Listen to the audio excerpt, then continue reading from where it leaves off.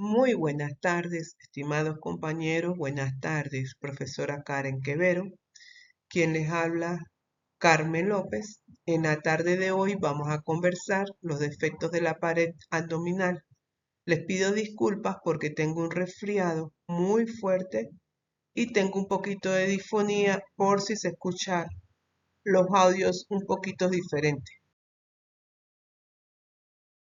Los defectos de la pared abdominal datan desde el periodo antes de Cristo.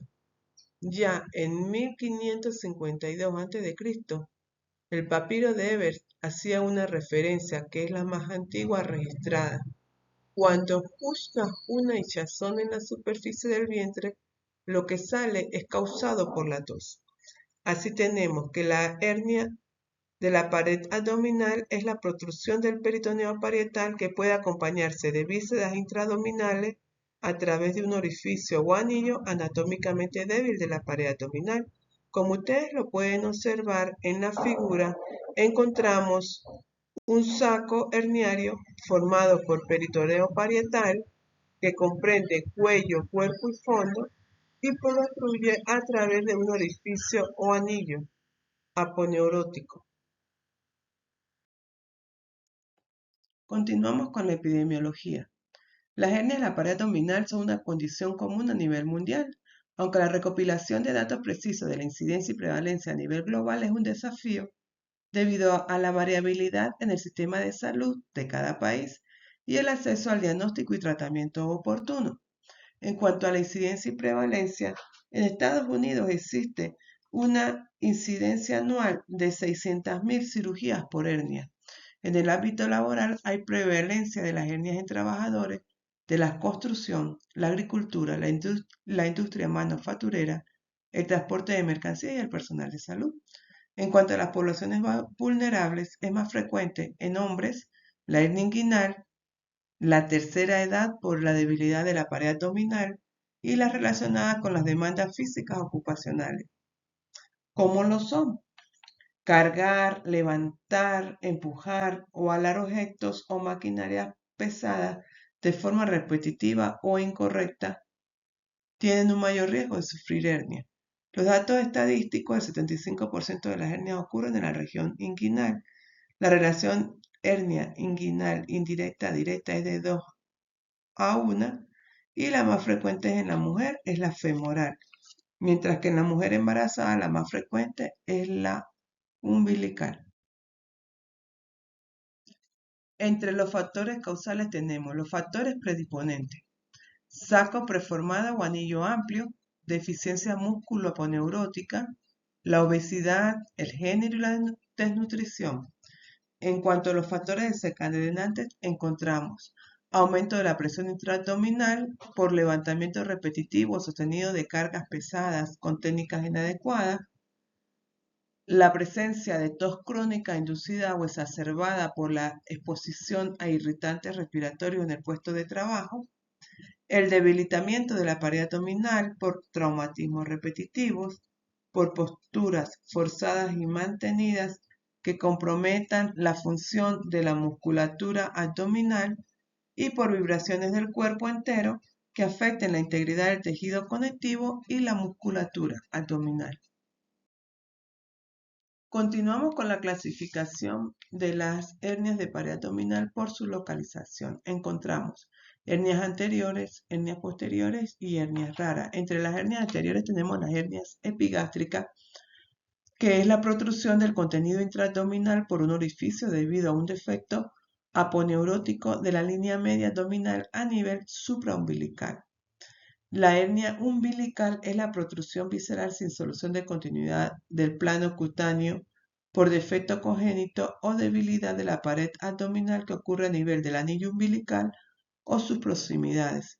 La hernia crural o femoral es una tumoración en región crural causada por la presión de las vísceras abdominales contra la pared posterior debilitada del conducto crural o por protrusión visceral a través de la dilatación de sus orificios.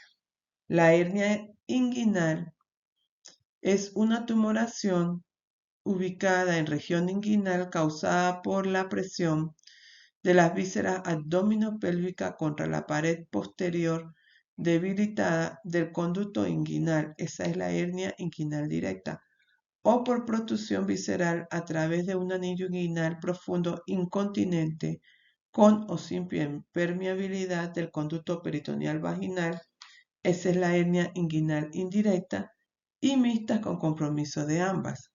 Entre las hernias posteriores tenemos que son aquellas que van a ocurrir a través de un defecto de la pared posterior en los triángulos lumbar superior, que sería la de Greenfeld, y en el triángulo lumbar inferior, que sería la de Petit. Entre las hernias raras pues está la lumbar, está la Spiegel, está la perineal y la ciática. Siguiendo con la clasificación, vamos a encontrar una clasificación por la clínica que presenta la hernia. En cuanto a una clínica simple o recidivada, tenemos que pueden ser derecha, izquierda y bilateral. Pueden ser reductibles e irreductibles, coercibles, incoercibles, deslizada o no deslizada. Mientras que en una clínica más complicada está la encarcerada y la estrangulada. La encarcerada produce una obstrucción intestinal y produce una urgencia quirúrgica, mientras que la estrangulada va a producir una necrosis intestinal y produce una emergencia quirúrgica. Continuando con la hernia inguinal, encontramos la hernia inguinal directa, que va a ser más frecuente en mayores de 40 años. La bilateralidad va a ser más común, es globulosa, próxima al pubis, no desciende el escroto, siempre reductible, es más pequeña y la maniobra del Landívar va a ser positiva, mientras que la hernia inguinal indirecta aparece en cualquier edad. La bilateralidad es rara, es más alargada, sale sobre el trayecto inguinal, desciende el escroto, es reductible o a veces irreductible, voluminosa y la maniobra del Landívar es negativa. Continuando con la hernia incisional, también llamada hernia ventral o mejor conocida como emvetración abdominal, es una protrusión subcutánea del contenido intraabdominal o lumbar como consecuencia de una intervención quirúrgica, una brecha posterior o un traumatismo cerrado o una malformación congénita. Se clasifican por su origen en espontánea o no postoperatoria y en traumática o postoperatoria. Entre las espontáneas o no postoperatorias encontramos afecciones generales por raquitismo, por obesidad, infecciosas o nerviosas por paludismo, poliomielitis o tifoidea, multíparas por diástesis de los rectos. Entre las traumáticas encontramos postoperatorias agudas o crónicas y accidentales o traumáticas por heridas o contusiones del abdomen. Continuando con la clasificación, por su ubicación encontramos abdominal superior, epigástrico, hipocondrio. Abdominal inferior, fosas ilíacas y flanco, y la abdominal total, la sifopúbica, diástesis de los rectos.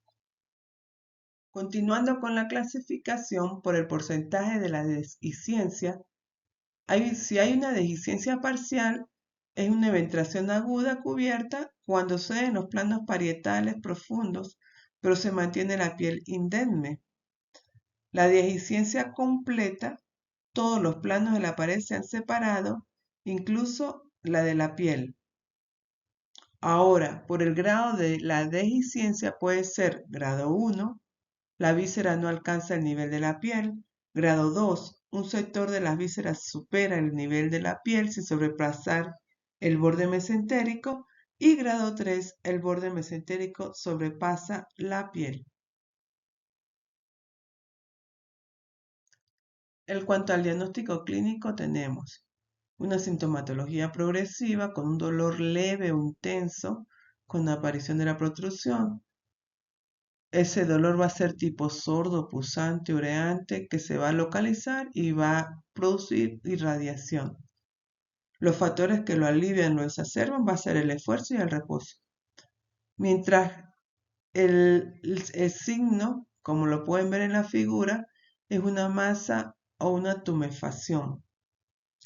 En cuanto a los signos de alarma y las complicaciones, tenemos la encarceración, que va a dar un dolor intenso, continuo, en la zona de la hernia, que va a imposibilitar la reducción de la tumoración, va a producir náuseas, vómito, distensión, hasta llevar a una obstrucción intestinal.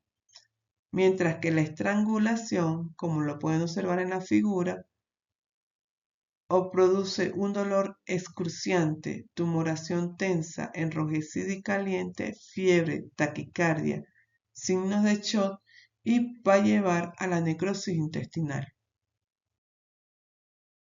En cuanto al diagnóstico diferencial, lo debemos realizar con el orquiocele, el quiste de cordón, el hidrocele, la ectopia testicular, el varicocele, el testículo ectópico o retráctil, la adenitis, lipomas, y en las mujeres con el quiste de Ernoult y el quiste de Bartolino. En el diagnóstico clínico, el análisis de sangre se debe realizar hematología completa, la química sanguínea, los tiempos de coagulación, el BRL y el HIV, teniendo todo listo para una posible intervención. Los estudios de imagen, como son la ecografía simple o la ecografía Doppler, si amerita ver el flujo sanguíneo dentro de lo que es la hernia, y estudios de imagen más avanzados como tomografía abdominal o resonancia de la pared abdominal. Continuamos con el algoritmo del plan de acción ante un posible caso. Sospecha de detención. Reporte del trabajador de síntomas o hallazgos de una tumoración. Detención durante exámenes médicos ocupacionales. Segundo, evaluación médica ocupacional. Examen clínico, maniobras especiales y estudios de imagenología, como pueden ser ultrasonidos, resonancia, tomografía. La referencia a cirugía general. Tercero, determinación de la causalidad laboral.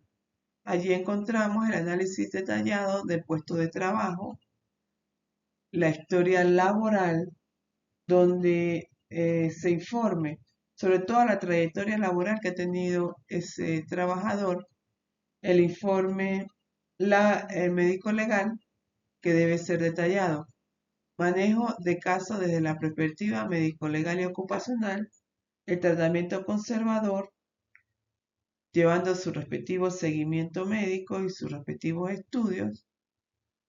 Si ya pasa al tratamiento quirúrgico, entonces referir al cirujano y hacer el seguimiento respectivo al paciente hasta su operación. Seguimiento del postoperatorio, y cuando ya el trabajador ingrese a su puesto de trabajo, pues valorar la actitud laboral para las tareas habituales que desempeña o la necesidad de hacer una adecuación laboral, y mantener ese seguimiento a largo plazo con una vigilancia médica periódica para detectar posibles recurrencias o complicaciones. Recomendaciones. Rediseño ergonómico integral del puesto de trabajo. Eliminación o sustitución de tareas de alto riesgo. Optimización de la manipulación manual de carga, reducción de peso y tamaño de las cargas. Segundo, implementación de programas de entrenamiento y capacitación. Técnicas seguras de levantamiento y transporte de carga, ergonomía postural, educación sobre factores de riesgo de la hernia abdominal. Tercero, fortalecimiento de la musculatura abdominal y lumbar, estableciendo programas de ejercicio físico para fortalecer la musculatura. Cuarto, políticas y procedimientos de salud ocupacional, establecimiento de límites de carga seguro, protocolos para evaluación y manejo de trabajadores con diagnóstico de hernia, Y de quinto, promoción de salud integral y participación de todos los trabajadores. Trabaja inteligente, trabaja duro, trabaja seguro. Muchas gracias por su atención.